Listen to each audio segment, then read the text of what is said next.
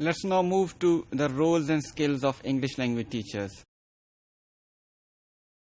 We all know that teachers do need a variety of skills and multiple roles they need to perform within a good ELT classroom.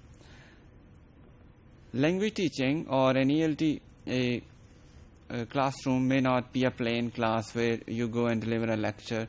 In a typical or contemporary language classroom, teachers have to perform various activities which can make the students learn a language properly and fastly.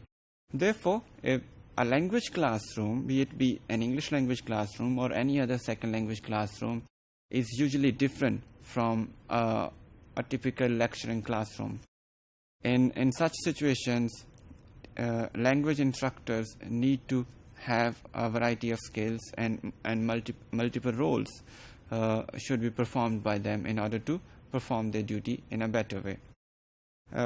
For example, a certain level of language proficiency is always needed by the language teachers in order to tell or teach their students the second language. What is a good level or a proficient level would depend on the context in which the teaching is being done, or would also depend on the level of proficiency of the learners or their desire or need as well. Usually teachers progress through various stages in the beginning, especially second language, non-native language teachers may not be that proficient in the beginning, and they groom themselves with the passage of time. They develop their teaching abilities as well as their proficiency in the target language. In recent years, we have seen from another perspective that there have been more focus on student-centered teaching, including language classrooms. In such classrooms, great emphasis is made on learners' need and their experience. These are the central things to the teaching. And usually it's the student activity which is more important than a teacher's performance. A teacher becomes a facilitator in making his or her students perform a certain activity. And for such classrooms, it is always suggested that a teacher should show some level of maturity, some special educational skills, intuition, and openness, a genuine openness to students' input. He should encourage them to participate more in the classroom. And then he should have also great tolerance for uncertainty, which comes from students' side. And these are the qualities which differentiate a good teacher in the contemporary world from a traditional teacher in previous eras. A language teacher should also make his best efforts to make his lectures or his teaching interesting for the students.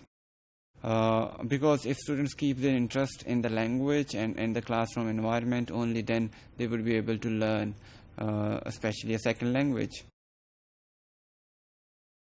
He should be able to give confidence to those students who are not that confident in speaking. And he should also have the ability to control the most talkative students.